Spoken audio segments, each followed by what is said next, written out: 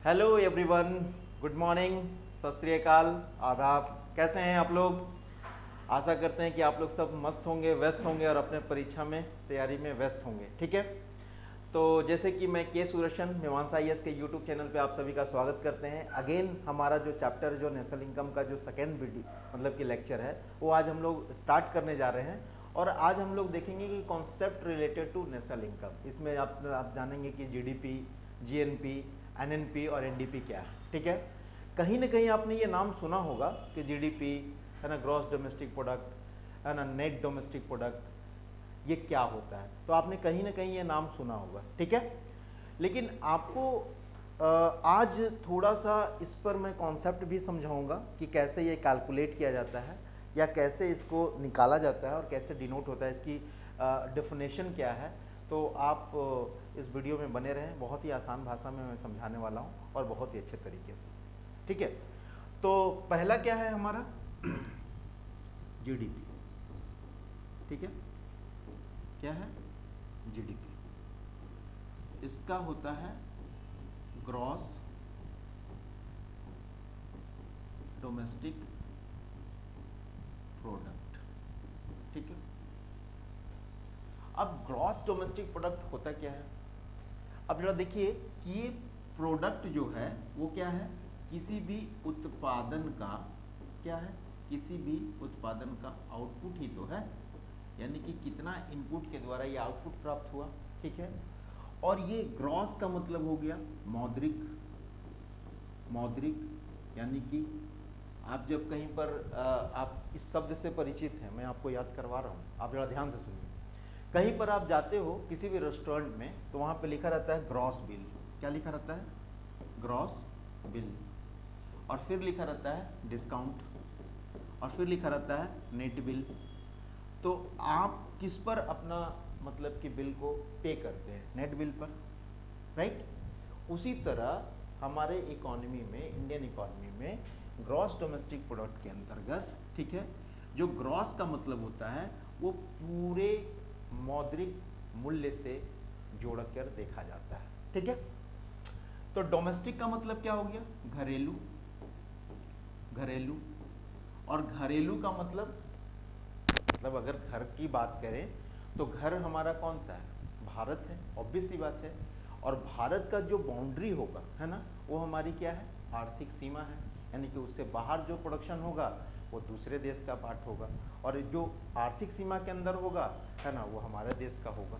ठीक है, तो मान लीजिए कि जीडीपी के तहत जो है, जीडीपी के तहत इस हमारे आर्थिक सीमा के अंतर्गत है ना, कोई कंपनी यूएसए की हमारे इंडिया में परफॉर्म कर रही है, यानी कि उत्पादन और वस्तुओं के सेवाओं में पार्ट ले रही है, यानी पार्टिसिपेट कर रही है। ठीक है, तो जब पार्टिसिपेट कर रही है तो सबसे इंपॉर्टेंट पार्ट क्या है जीडीपी के लिए? तो जीडीपी का पहले परिभाषा हम लोग जान लेते हैं कि एक लेखा वर्ष में, एक लेखा वर्ष, सामान्यतः एक वर्ष को एक लेखा वर्ष कहते हैं। ठीक है, और लेखा वर्ष क्या है? फाइनेंशियल ईयर किसको कहते हैं? 1 अप्रैल से 31 मार्च, है ना, इसको हम लोग क्या कहेंगे? लेखा वर्ष। और करंट ईयर्स किसको कहेंगे? 1 जनवरी से 31 दिसंबर। तो ये जो करंट ईयर्स है इस पर हमारा फाइनेंशियल ट्रांजैक्शन नहीं होता, फाइनेंशियल काउंट नहीं होता। किस पर होता है? फाइनेंशियल ईयर पे। और फाइनेंशियल कब है? 1 अप्रैल से 31 मार्च। आप समझ पा रहे हैं? तो इसकी परिभाषा क्या है? एक लेखा वर्ष के अंतर्गत निवासी और गैर निवासियों के द्वारा उत्पादित वस्तुओं और सेवाओं के अंतिम मूल्य को, यानी कि लास्ट वैल्यू को, अंतिम प्रोडक्ट को, मौद्रिक मूल्य को हम लोग क्या कहेंगे? जीडीपी कहेंगे। ठीक है, यानी कि अगर आप देखोगे कि एक वर्ष के अंतर्गत है ना, पहला पैमाना क्या है? एक वर्ष के अंतर्गत। दूसरा क्या है? निवासी होना चाहिए, निवासी होना चाहिए। और दूसरा क्या है? गैर निवासी भी, है ना, है ना, सीमा के अंतर्गत। सीमा के अंतर्गत कौन सा सीमा? मतलब हमारा जो बाउंड्री है उसके सीमा के अंतर्गत, है ना, उत्पादित उत्पादित अंतिम वस्तुओं एवं सेवाओं के मौद्रिक मूल्य को क्या कहते हैं, जीडीपी कहते हैं। आई होप कि आप समझ पा रहे होंगे, ठीक है, यानी कि ग्रॉस डोमेस्टिक प्रोडक्ट कहते हैं, ठीक है। अब जरा ध्यान से समझिए कि इसमें दो तीन शब्द सामने निकल कर आया है। पहला शब्द क्या है कि निवासी, और दूसरा है गैर निवासी, गैर निवासी, ठीक है। ऐसे समझिए कि अगर कोई निवासी यानी कि भारतीय बाउंड्री के अंतर्गत वो परफॉर्म कर रहा है तो हम लोग कहेंगे कि वो जीडीपी के अंदर में वो परफॉर्म कर रहा है, यानी कि वो सीमा के अंदर में परफॉर्म कर रहा है। लेकिन हमें ये समझना है कि निवासी किसको कहते हैं। तो अगर मान लीजिए कोई इंडियन व्यक्ति है ना, इंडियन व्यक्ति, ठीक है, यूके में किसी काम को लेकर, है ना, यानी कि जॉब को लेकर 1 वर्ष से अधिक समय तक अगर वो यूके में रुकता है और वहाँ पर आर्थिक उस लैंड बाउंड्री में इकोनॉमिक्स एक्टिविटी के अंतर्गत वो पार्टिसिपेट करता है, ठीक है, कहाँ पे, यूके के अंतर्गत, ठीक है, तो वो व्यक्ति इंडियन नागरिक तो है ना, लेकिन चूंकि वो इंडिया में नहीं रह रहा है इसलिए उसको हम लोग कहेंगे कि वो गैर निवासी है ना। और चूंकि वो यहाँ पे 1 साल से रह रहा है इसीलिए हम लोग कहेंगे कि वो वहाँ का निवासी है। आई थिंक आप ये बात समझ रहे होंगे, ठीक है, कि ये दोनों में मेजर डिफरेंस क्या है कि वो नागरिक तो भारत का है लेकिन वो इकोनॉमिक एक्टिविटी में किस बाउंड्री में पार्टिसिपेट कर रहा है, यूके के बाउंड्री में, और यूके के बाउंड्री में लगभग 1 वर्ष तक में वो आर्थिक एक्टिविटी में पार्ट कर रहा है, तो हम कहेंगे कि वो व्यक्ति यूके का निवासी है, नागरिक नहीं है। नागरिक कहाँ का है, इंडिया का है ना। और जब यहाँ का निवासी हो गया तो भारत के लिए क्या हो गया, गैर नागरिक। इसी को हम लोग कहते हैं एनआरआई, है ना, कहते हैं ना, कनाडा से आ रहा है भाई, है ना, तो वही एनआरआई है, ठीक है। तो आई थिंक आप ये दोनों सीमा समझ गए। अब आपको समझना है क्या है, एक सीमा कि आर्थिक बाउंड्री किसको कहते हैं, मतलब कि आर्थिक सीमा किसको कहते हैं, ठीक है, इसको भी समझ लें। आर्थिक सीमा किसको कहते हैं, ये देखिए, आर्थिक सीमा मूलतः किस बात से लगाया जाता है कि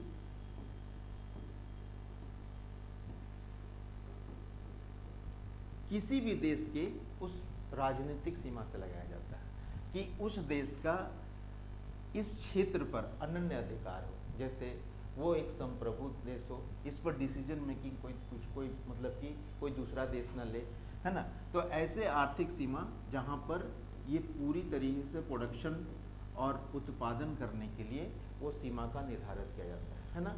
ये राजनीतिक सीमा से इसका तात्पर्य ये है कि जैसे मान लीजिए कि ये भारत का मैप है, ठीक है, ये मैप है, ठीक है, तो ये मैप के अंतर्गत, है ना, ये मैप के अंतर्गत अगर कोई कंपनी, यूके की कंपनी, ठीक है, अगर आकर भारत में प्लांट अपना स्थापित कर रही है और प्लांट स्थापित करने के बाद प्रोडक्शन और सर्विस दोनों का प्रोड्यूस कर रही है, उत्पादित कर रही है, तो हम कहेंगे कि ये भारत के जीडीपी का पार्ट है, ठीक है।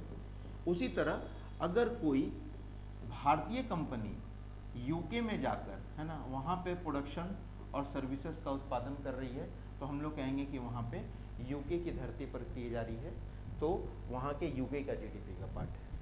सबसे बड़ा जो समझने वाली बात यह है कि इसमें इम्पोर्टेंट रोल ये प्ले कर रहा है कि आर्थिक सीमा को लिया जा रहा है, मतलब बाउंड्री को लिया जा रहा है कि इस बाउंड्री के अंदर अगर उत्पादन होगा तो उस देश का उत्पादन माना जाएगा, उस बाउंड्री के अंतर्गत होगा तो मेरा देश का उत्पादन नहीं माना जाएगा, ठीक है।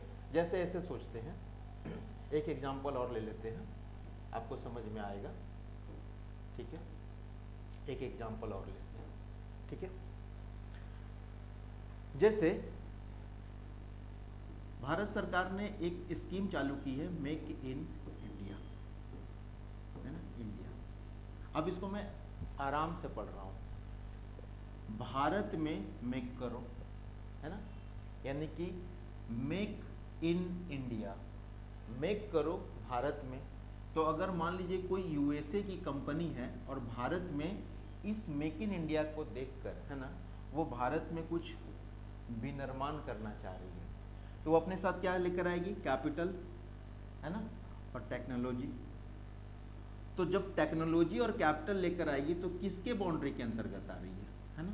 भारत के बाउंड्री के अंतर्गत। तो है तो यूएसए की कंपनी, लेकिन ये किसके सीमा के अंतर्गत उत्पादन करेगी? उत्पादन करेगी भारत के अंतर्गत। तो जो भी उत्पादन होगा, जो भी प्रोडक्शन होगा, जो भी सर्विसेज का प्रोडक्शन होगा, वो भारत के जीडीपी में काउंट होगा, ठीक है। उसी तरह अगर कोई भारत की कंपनी यूएसए में चली गई, है ना, और वहाँ पर वो कुछ प्रोडक्शन कर रही है, सर्विसेज का प्रोडक्शन कर रही है, तो यूएसए की क्या जीडीपी में काउंट होगा। आई थिंक आप ये बेसिक कॉन्सेप्ट समझ पा रहे हो, ठीक है। तो जीडीपी का आपने परिभाषा देख लिया कि जीडीपी क्या होता है ना, और जीडीपी किसको कहते हैं। तो दोबारा हम लोग समझ लेते हैं कि जीडीपी की परिभाषा क्या है। अब मैं एक साथ बोल रहा हूँ इसकी परिभाषा। एक लेखा वर्ष के अंतर्गत निवासियों और गैर निवासियों के द्वारा आर्थिक सीमा के अंतर्गत उत्पादित अंतिम वस्तुओं एवं सेवाओं के मौद्रिक मूल्य को हम लोग क्या कहेंगे? जीडीपी कहेंगे। यानी कि ग्रॉस वैल्यू को क्या कहेंगे? ग्रॉस वैल्यू को क्या कहेंगे? जीडीपी कहेंगे, ठीक है। अब जरा सोचिए कि जीडीपी जब भी निकालने के लिए हो तो इसी से जुड़ा हुआ एक कॉन्सेप्ट आता है एनडीपी, है ना, एनडीपी, नेट डोमेस्टिक प्रोडक्ट, है ना।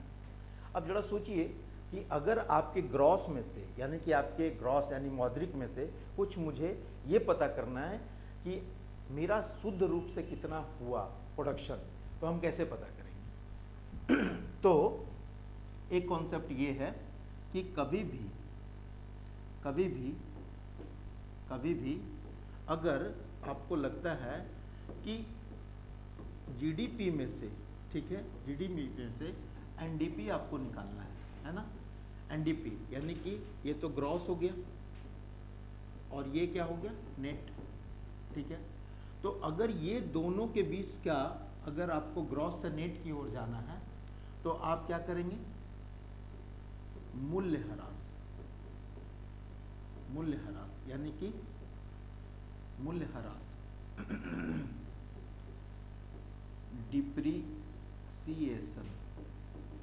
डिप्रीशिएशन को माइनस करेंगे तो आपका जो है क्या हो जाएगा? नेट आ जाएगा। और जब नेट से अगर आपको ग्रॉस में जाना है, ठीक है, तो डिप्रीशिएशन को क्या करेंगे? प्लस कर देंगे, तो क्या हो जाएगा? ये ग्रॉस में आ जाएगा। तो ये बेसिक कॉन्सेप्ट है जीडीपी ग्रॉस से नेट में जाने का और नेट से आपको ग्रॉस में जाने का, ठीक है। तो एनडीपी की परिभाषा क्या है कि जीडीपी में से, ठीक है, हम मूल्यह्रास को अगर हम घटा देते हैं, ठीक है, तो हमारा एनडीपी सामने निकल कर आ जाता है। यानी कि डिप्रिसिएशन को जैसे ही माइनस करते हैं हमारा एनडीपी आ जाता है। उसी तरह आगे जीडीपी को हम लोग दो प्रकार से देख सकते हैं। जीडीपी को या जीडीपी की गणना दो प्रकार से हो सकती है।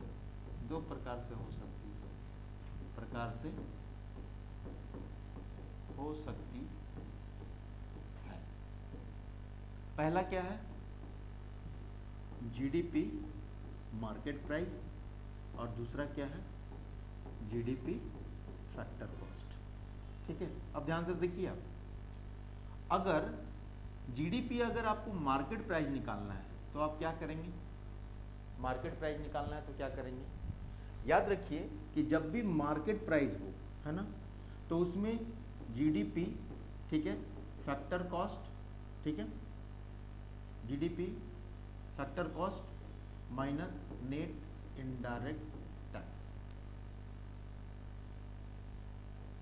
Plus net indirect tax. अगर आपको एक छोटा सा कॉन्सेप्ट हम यहाँ पे बता रहे हैं, हम ध्यान से देखिए। अगर मार्केट प्राइस से, है ना, मार्केट प्राइस से फैक्टर कॉस्ट में जाना है और फैक्टर कॉस्ट से मार्केट प्राइस में जाना है, ठीक है, तो अगर मार्केट से फैक्टर कॉस्ट में जाना है तो हम लोग क्या करेंगे, नेट इनडायरेक्ट टैक्स को घटा देंगे, और फैक्टर कॉस्ट से मार्केट प्राइस में जाना है तो नेट इनडायरेक्ट टैक्स को ऐड कर देंगे। मैं बार बार यहाँ पे नेट का शब्द का प्रयोग कर रहा हूँ। नेट का मतलब होता है इनडायरेक्ट टैक्स माइनस सब्सिडी, ठीक है। सरकार द्वारा को जो सब्सिडी दी जाती है, आर्थिक सहायता दी जाती है, उसको मैं पहले से ये मान के चल रहा हूँ कि ये माइनस किया गया है, इसीलिए मुझे बार बार ये शब्द ना लिखना पड़े, इसलिए मैं बार बार क्या शब्द का प्रयोग कर रहा हूँ, नेट इनडायरेक्ट टैक्स का, है ना। तो अगर जीडीपी मार्केट प्राइस निकालना है तो आपको क्या करना पड़ेगा, ठीक है, आपको क्या करना पड़ेगा कि फैक्टर कॉस्ट में से, फैक्टर कॉस्ट में अगर आप नेट इनडायरेक्ट टैक्स को जोड़ देंगे तो आपका क्या निकल कर आ जाएगा, जीडीपी मार्केट प्राइस, ठीक है। और अगर आपको फैक्टर कॉस्ट निकालना है तो फिर क्या होगा, GDP market price minus net indirect tax, तो क्या निकल कर आ जाएगा, GDP factor cost. I hope कि आप समझ पा रहे होंगे कि ये कैसे हो पा रहा है, ठीक है। बहुत ही आसान है, आप थोड़ा सा ध्यान से समझेंगे तो ये आपको चैप्टर समझ में आ जाएगा, क्लियर। यानी कि अगर कभी भी आपको मार्केट से फैक्टर की ओर जाना है तो आपको उसमें जो इनडायरेक्ट टैक्स है उसको क्या करना पड़ता है, माइनस करना पड़ता है, ठीक है। एक कॉन्सेप्ट हमने क्या देखा, एक कॉन्सेप्ट हमने क्या देखा कि अगर मुझे जीडीपी से एनडीपी निकालना है तो इसमें हमने क्या माइनस किया था, एनडीपी निकालना है तो क्या किए थे, जीडीपी माइनस डिप्रिसिएशन, है ना। अगर हम ये माइनस करते हैं, ठीक है, ये माइनस करते हैं तो हमारा क्या निकल कर आ जाता है, एनडीपी निकल कर आ जाता है, ठीक है, ओके। और जीडीपी मार्केट प्राइस पर ही हमारा ग्रोथ जो हमारा इकोनॉमिक ग्रोथ है उसको मापा जाता है। इसको हम ऐसे भी लिख सकते हैं, इसको हम ऐसे भी लिख सकते हैं, जीडीपी मार्केट प्राइस बराबर सी प्लस आई प्लस जी प्लस एक्स माइनस एम, ठीक है, ऐसे भी लिख सकते हैं। समझ में आ रहा है। सी का मतलब हो गया कंजम्पशन, ये आई का मतलब इन्वेस्टमेंट, जी का हो गया गवर्नमेंट एक्सपेंडिचर, एक्स का मतलब हो गया एक्सपोर्ट और एम का मतलब हो गया इम्पोर्ट। अगर इसको पूरा माइनस करेंगे तो ये हमारा GDP at the market price सामने निकल कर आ जाएगा। आई होप कि आप समझ रहे हैं, ठीक है। उसी प्रकार आपका एक कॉन्सेप्ट है जीएनपी का, जीएनपी। अगर मुझे जीएनपी से एनएनपी निकालना है, ठीक है, तो यहाँ पर भी क्या है, देखो बच्चा, क्रॉस, और यहाँ पर क्या है, नेट। तो अगर ये दोनों को अगर निकालना है तो हम लोग क्या करेंगे, मूल्य ह्रास को क्या करेंगे, यानी कि डिप्रिसिएशन को क्या करेंगे, माइनस करेंगे, है ना। तो हमारा नेट निकल जाएगा। और अगर मुझे नेट से, है ना, नेट से ग्रॉस में जाना है तो क्या करेंगे, डिप्रिसिएशन को क्या करेंगे, प्लस करेंगे, तो हमारा क्या हो जाएगा, ग्रॉस निकल कर आ जाएगा सामने, ठीक है। तो आई थिंक आप समझ में आ रहा होगा कि अगर आपसे सवाल कोई पूछ दे, ठीक है, कि जीडीपी मार्केट प्राइस से जीडीपी फैक्टर कॉस्ट के बीच में किसका अंतर है, तो आप डायरेक्ट बोलिएगा, क्या बोलेंगे, नेट इनडायरेक्ट टैक्स का, ठीक है। अगर वो आपसे ये पूछे कि नेट से, यानी कि ग्रॉस से नेट के बीच में किसका अंतर है, तो डिप्रिसिएशन का अंतर है, ठीक है, डिप्रिसिएशन का अंतर है ना। उसी तरह आपसे ये पूछ दे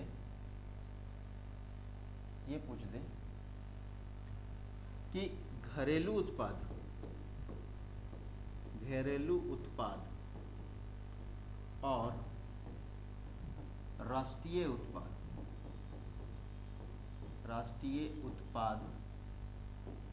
उत्पाद में किसका अंतर है, तो आप बोलेंगे NFIA का अंतर है, यानी कि net factor income from abroad, विदेशों से शुद्ध कारक आय।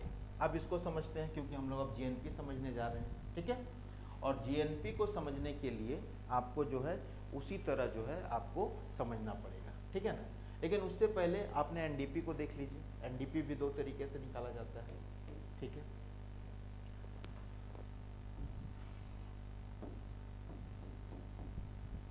Net domestic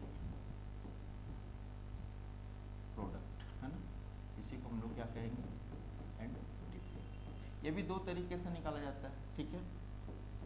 NDP market price और NDP factor cost. I think आप समझ में आ रहा होगा आपको, है ना। तो NDP मार्केट प्राइस निकालने के लिए क्या करना पड़ेगा, NDP मार्केट प्राइस निकालने के लिए क्या करना पड़ेगा, सोचिए।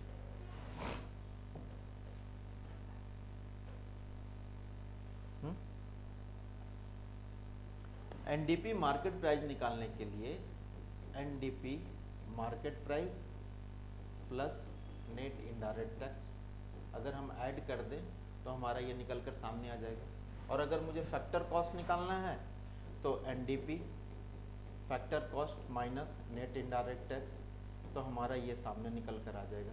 तो आप देख रहे हैं कि ये भी दो तरीके से निकाला जाता है, ठीक है। अब नेक्स्ट कॉन्सेप्ट आपका क्या है, GNP का। और GNP की परिभाषा पहले आप देखते हैं, सकल राष्ट्रीय उत्पाद, है ना। इसको मैं लिख लेता हूँ, ठीक है। ग्रॉस नेशनल प्रोडक्ट, ठीक है। और इसको कहते हैं GNP, ठीक है, GNP, ठीक है। अब देखिए यहाँ पर भी आपका प्रोडक्शन का वही अर्थ निकला जो मैंने आपको GDP में बताया था कि किसी आगत का परिणाम है, यानी कि आउटपुट है ये, ठीक है। और ग्रॉस का मतलब मौद्रिक, लेकिन यहाँ पर किसकी बात की जा रही है, राष्ट्रीय की, यानी कि राष्ट्र का उत्पाद की बात की जा रही है ना। तो जैसे आपको मैंने उस समय समझाया था कि कोई USA की कंपनी है ना, USA की कंपनी कहाँ पे है, भारत में है ना। और भारत के किस बाउंड्री में है, इसमें है, और USA की इस बाउंड्री में है, ठीक है। तो मान लीजिए कि USA की कंपनी कहाँ है, भारत में, ठीक है। और भारत में USA जो है यहाँ पे प्रोडक्शन कर रहा है, और प्रोडक्शन करने के बाद कुछ इनकम अपने परिवार को भेज रहा है, ठीक है। या कुछ इनकम जो है यहाँ से जो अर्न कर रहा है इस धरती, इस आर्थिक सीमा से कुछ अपने परिवार को भेज रहा होगा।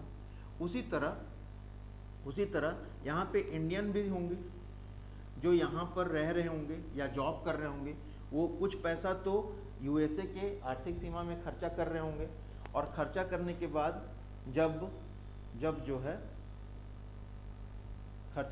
बाद जब आप देखिएगा कि कुछ पैसा वो अपने फैमिली के लिए भारत को भी भेजते हैं, तो USA के बाउंड्री के अंदर USA के भी लोग रह रहे होंगे और इंडिया के भी लोग रह रहे होंगे, ठीक है। उसी तरह भारत में USA के साथ साथ इंडिया के भी रह रहे होंगे, ठीक है। तो USA के यानी कि अमेरिका की धरती पर जो भारतीय लोग हैं, जो निवासी लोग हैं, उसका इनकम और भारत के इनकम को क्या करेंगे, जोड़ देंगे, है ना, ठीक है। और ये USA वाले इनकम को घटा देंगे, ठीक है। और यहाँ पर इन लोग क्या करेंगे, इनका इनकम और यहाँ के इनकम को जोड़ देंगे और भारतीय के इनकम को माइनस कर देंगे।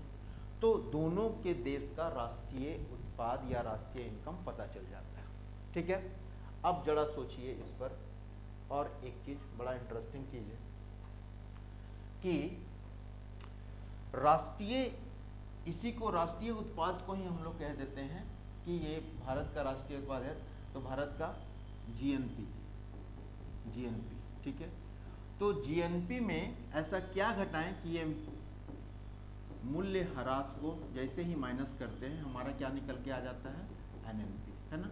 और ये अगर मार्केट प्राइस पे हो और ये भी मार्केट प्राइस पे हो, यही हमारा NNP मार्केट प्राइस किसी राष्ट्र का इनकम माना जाता है ना, ये किसी राष्ट्र का एक्चुअल इनकम माना जाता है।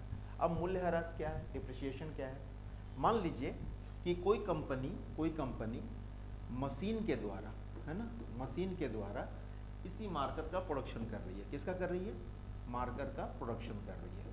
प्रोडक्शन करने के दौरान मशीन जो है वो एक दिन खराब हो जाती है, और खराब होने के बाद इसे बनवाने में कुछ पैसा खर्चा होता है ना।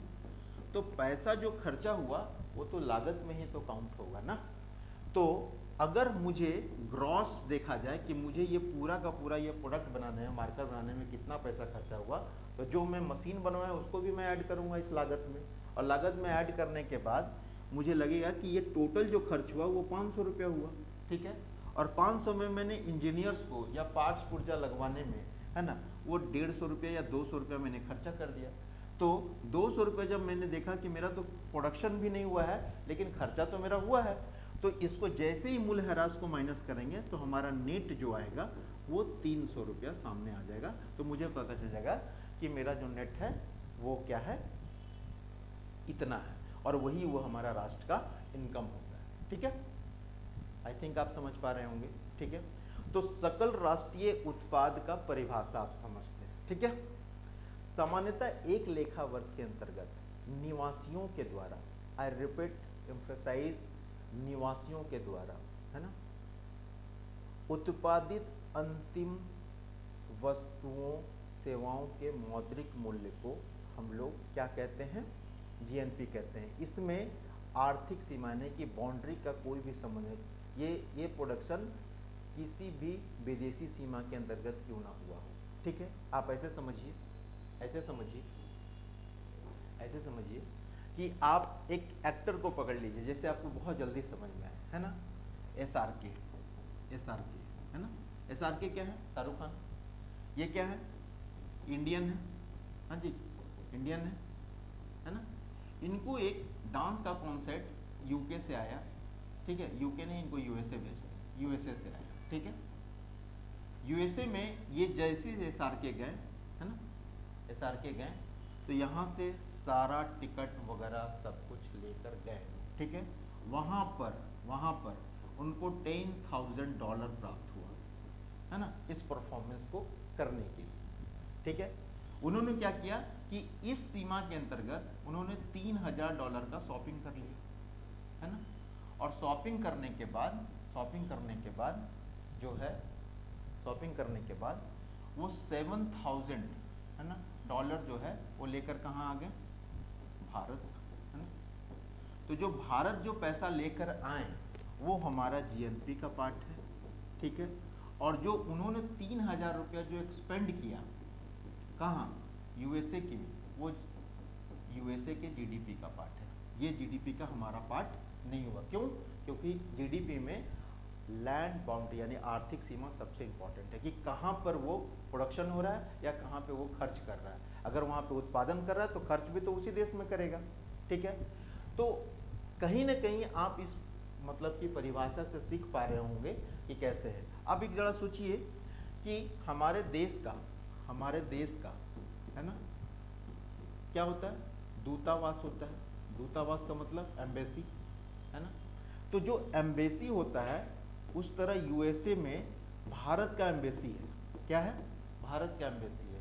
तो भारत का जो एम्बेसी है उस जगह पे सारे कानून, सारे अधिकार भारत का होगा, और इसके अंतर्गत, है ना, जो भी वस्तुओं का उत्पादन या प्रोडक्शन होगा वो भारत के जीडीपी का पार्ट है। उसी तरह यूएसए का दूतावास भारत में होगा, है ना, और उसी तरह उसके अंतर्गत यूएसए के व्यक्ति के द्वारा, है ना, अगर वहाँ पे प्रोडक्शन हो रहा है तो इस दूतावास के अंदर में जो भी प्रोडक्शन हो रहा है वो यूएसए का जीडीपी का पार्ट होगा। समझ में आ रहा है? आई थिंक आप समझ पा रहे होंगे ये बात, है ना। तो जीएनपी यानी कि ग्रॉस नेशनल प्रोडक्ट का परिभाषा क्या है कि क्या है कि,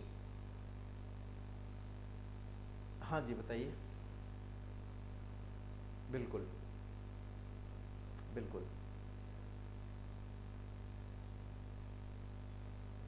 ग्रॉस नेशनल प्रोडक्ट, हाँ, तो मैं उसी की परिभाषा बता रहा हूँ कि ग्रॉस नेशनल प्रोडक्ट का मतलब होता है, सकल राष्ट्रीय उत्पाद का मतलब कि एक वित्तीय वर्ष के अंतर्गत निवासियों के द्वारा, है ना, उत्पादित अंतिम या उत्पादित वस्तुओं और सेवाओं के अंतिम मौद्रिक मूल्य को हम लोग क्या कहेंगे, जीएनपी कहेंगे, है ना, यानी कि ग्रॉस नेशनल प्रोडक्ट कहेंगे। ठीक है, तो इसकी गणना भी हम लोग दो प्रकार से कर सकते हैं, देख लेते हैं। हाँ, जीएनपी की गणना दो प्रकार से कर सकते हैं, दो प्रकार से कर सकते हैं। ठीक है, पहला क्या है, ठीक है, जीएनपी मार्केट प्राइस, और दूसरा क्या है, जीएनपी फैक्टर कॉस्ट। अब मैं बार बार आपको अब आप लोग बताइए कि अगर मुझे जीएनपी मार्केट प्राइस निकालना होगा, ठीक है, अगर जीएनपी मार्केट प्राइस निकालना होगा तो कैसे निकलेगा। आपको पता है कि हम लोग जीएनपी के अंतर्गत, है ना, जो सीमा से बाहर जो निवासी रह रहे हैं, है ना, निवासी रह रहे हैं, उनके इनकम को क्या करते हैं, जोड़ देते हैं, और हमारे देश में जो गैर निवासी रह रहे हैं, यानी कि जो फॉरेनर रह रहे हैं, है ना, या जो विदेशी रह रहे हैं, है ना, उसका इनकम को क्या करते हैं, माइनस कर देते हैं, है ना, और इसको हमने क्या से डिनोट किया था, NFIA, net factor income from abroad. ठीक है, यानी कि अगर दो बाउंड्री इस तरह है, दो बाउंड्री इस तरह है, तो यहाँ के जो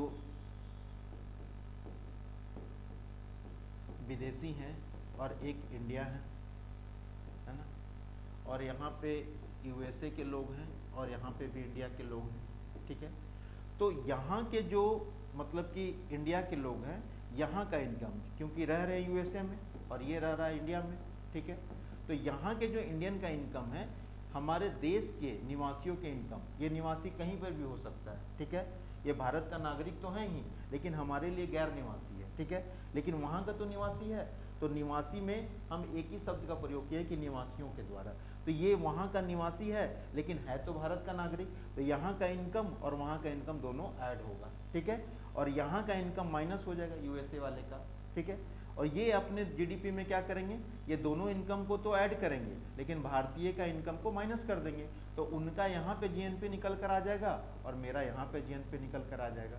तो अगर आपको GNP gross national product market price पे निकालना है तो कैसे निकालेंगे, GNP मार्केट प्राइस प्लस क्या, NFIA।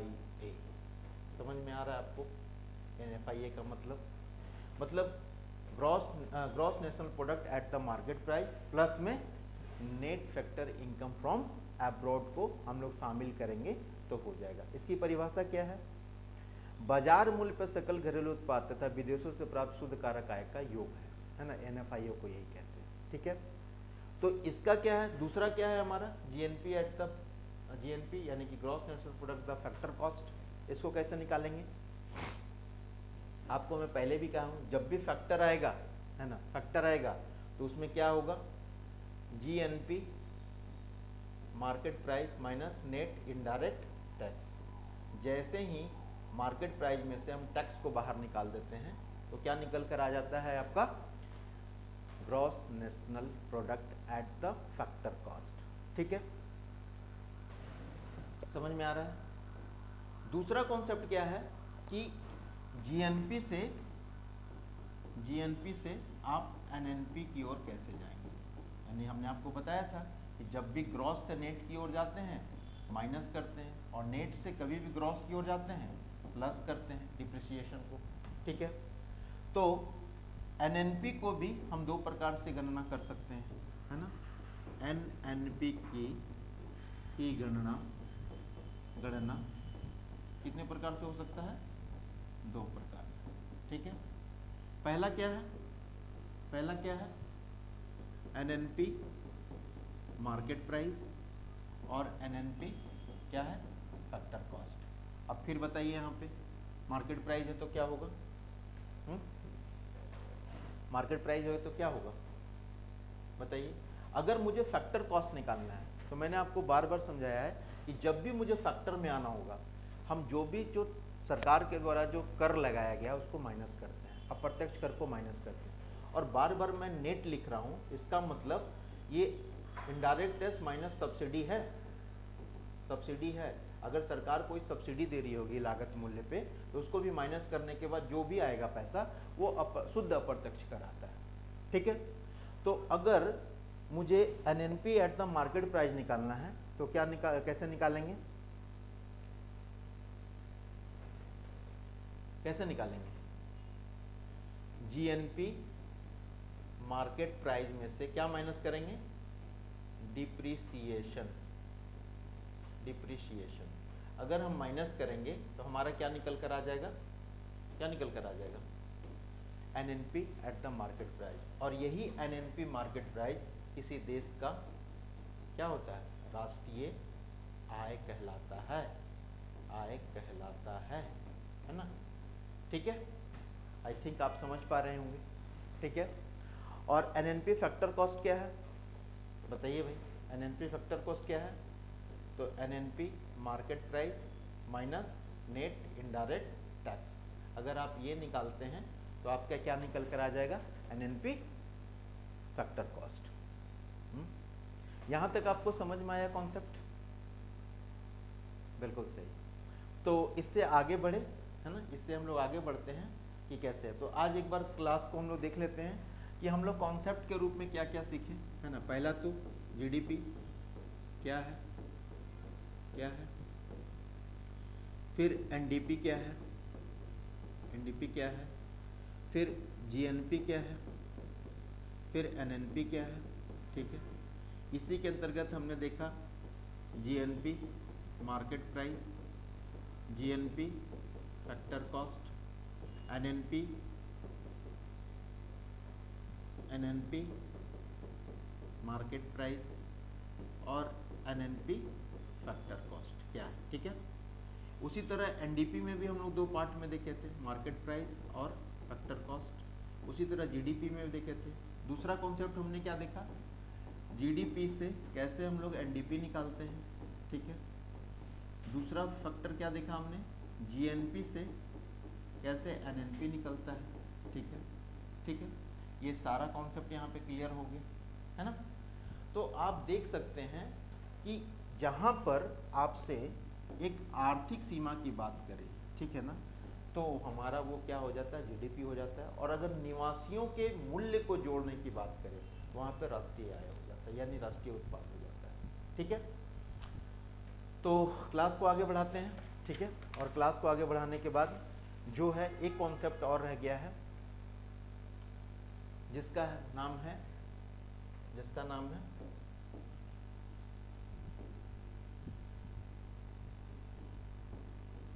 Real GDP. इसी को भी कहते हैं रियल, और दूसरा क्या है,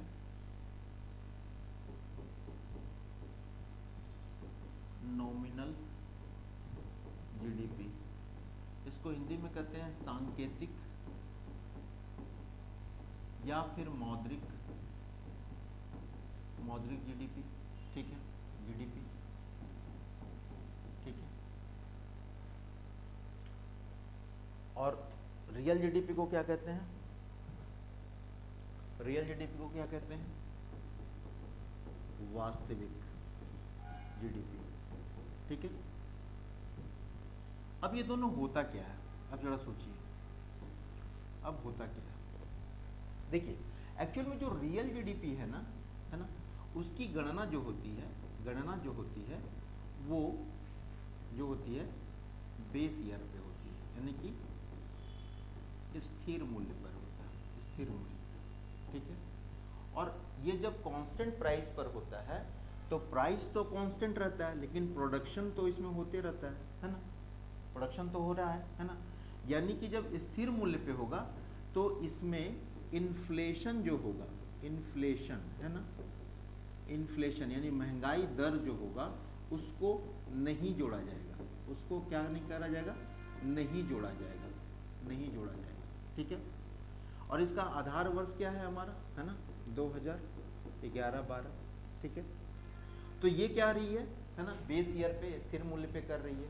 अच्छा, आपको बाजार मूल्य और मतलब कि बाजार मूल्य और साधन लागत तो समझ में आ ही गया कि फैक्टर कॉस्ट क्या है, मतलब लैंड, लेबर, कैपिटल, एंटरप्रेन्योर, ये चारों लोगों के कारक आय को ही हम लोग फैक्टर कॉस्ट कहते हैं। और बाजार मूल्य में क्या है, फैक्टर कॉस्ट के में जब आपका टैक्स जुड़ जाता है तो हम लोग कहते हैं ये एमआरपी बन चुका है, ठीक है।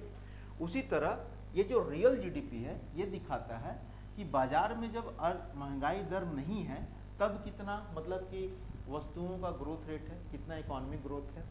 उसी तरह सांकेतिक के अंतर्गत क्या होगा, ये प्रचलित दर पे होता है ना, ये यानी कि वर्तमान दर पर निकाला जाता है, वर्तमान दर पर, है ना, जिसको कह सकते हैं चालू कीमत, है ना, चालू कीमत, ठीक है, कि वर्तमान में किस दर से मार्केट में प्रोडक्शन हो रहा है। तो इसमें क्या होता है, प्राइस भी कांस्टेंट नहीं रहता, यानी प्राइस लेवल भी बढ़ रहा है और प्रोडक्शन लेवल भी बढ़ रहा होता है, ठीक है। यानी कि इसमें इन्फ्लेशन का जो दर है उसको क्या किया जाता है, जोड़ा जाता है, ठीक है। और जब जोड़ा जाता है ना, जब जोड़ा जाता है तो इसका मतलब ये है कि इस रेट पर, है ना, वर्तमान दर पर कितना मार्केट में, है ना, ग्रोथ है, इकोनॉमिक ग्रोथ है, इसका हम अनुमान लगा लेते हैं, ठीक है। क्योंकि ये क्या है, मतलब कि ये बेस ईयर पर है और ये क्या है, पूरी तरीके से प्रचलित मूल्य पर है, ठीक है। तो इसका वास्तविक जीडीपी का परिभाषा क्या हुआ, बस वही, एक लेखा वर्ष के दौरान देश की घरेलू सीमा में उत्पादित अंतिम वस्तुओं और सेवाओं के मौद्रिक मूल्य को हम लोग क्या कहते हैं, जीडीपी कहते हैं। लेकिन इसका अनुमान आधार वर्ष पे किया जाता है, ठीक है, क्योंकि इसकी गणना स्थिर मूल्य पे की जाती है, क्योंकि इसमें इन्फ्लेशन काउंट नहीं होता है। तो इसमें हम ये देखते हैं कि उस दौरान हमारे इकोनॉमी में वस्तु और सेवाओं का प्रोडक्शन कितना हुआ है, ये रियल जीडीपी का पार्ट है।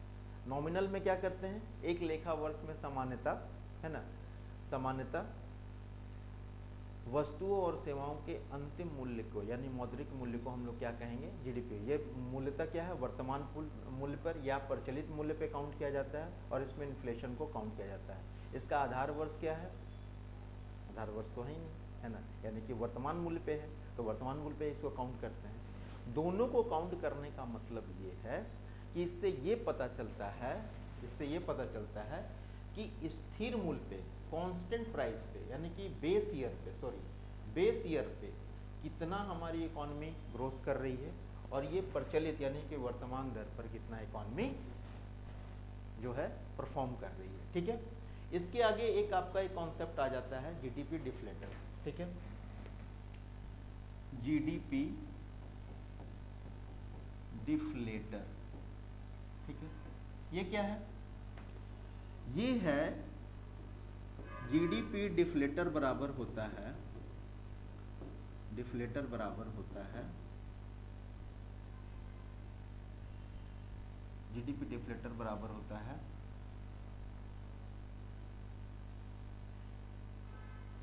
नॉमिनल जीडीपी अपॉन में रियल जीडीपी इंटू 100, ठीक है, ये माप होता है, ठीक है।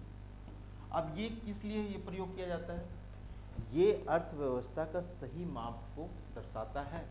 जैसे मान लीजिए कि नॉमिनल जीडीपी में क्या है, प्राइस भी वोटाइल है और प्रोडक्शन भी हो रहा है, क्योंकि ये प्रचलित दर पे है, किस पर, नॉमिनल पे। और रियल पे क्या है ना, इसमें प्राइस को क्या किया गया, कांस्टेंट रख दिया, मतलब स्थिर रख दिया गया, है ना, और प्रोडक्शन हो रहा है ना, प्रोडक्शन हो रहा है। तो जीडीपी डिफ्लेटर ये बताता है कि ऐसा तो नहीं है कि हमारे देश में उत्पादन जो हो रहा है वो कीमत स्तर बढ़ने के कारण, तो ऐसा तो नहीं है कि जीडीपी बढ़ रहा है, या प्रोडक्शन के कारण जीडीपी बढ़ रहा है, प्रोडक्शन के कारण जीडीपी बढ़ रहा है। अब बताओ कि अगर किसी भी देश के अंदर उत्पादन के कारण अगर जीडीपी बढ़ेगा वो अच्छा है, या कीमत स्तर के बढ़ने से जीडीपी बढ़ जाए वो अच्छा है? बताओ। ऑब्वियस सी बात है, जब प्रोडक्शन का स्तर हमारे देश में बढ़ेगा तो ही हमारे देश के लिए अच्छा है। और ये कहाँ से निकल कर आता है?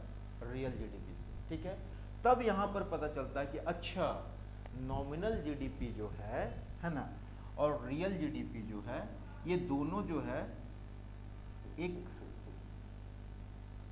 अनुपात है एक दूसरे का। ये अनुपात है, ठीक है।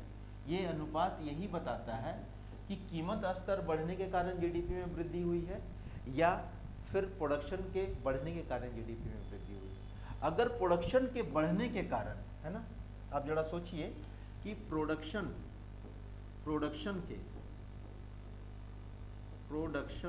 के बढ़ने के कारण अगर जीडीपी बढ़ रही है तो इससे क्या क्या इम्पैक्ट होगा, है ना।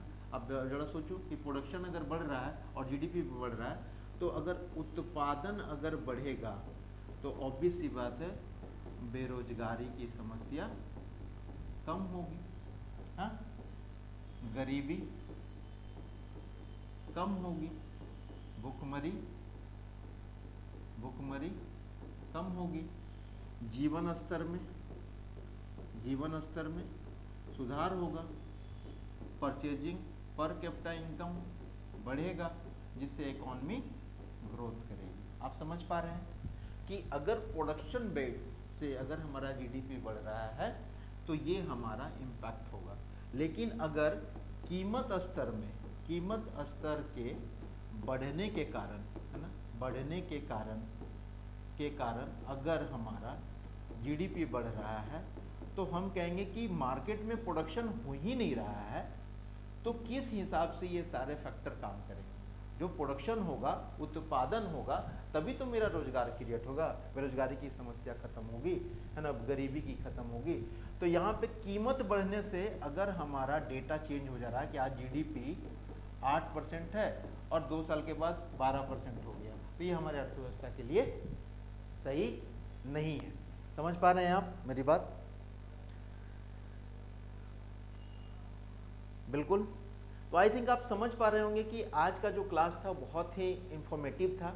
आप इसे बड़ा ध्यान से देखें और ध्यान से देखने के बाद आप मुझे बताएं कि यहाँ पर आपको कहीं पर समझने में परेशानी हुई हो तो आप मुझे कमेंट करें। कमेंट करने के बाद मैं कोशिश करूँगा कि उससे पर्सनली उसको मैं कमेंट को देखूँ, और देखने के बाद आपका अगर कुछ फीडबैक है हमारे लिए कि आपको मतलब कि कुछ अपने इम्प्रूवमेंट करना है कहीं पर आपके कॉन्सेप्ट को लेकर, तो वहाँ पर भी मैं काम करूँगा। ठीक है, बहुत बहुत धन्यवाद।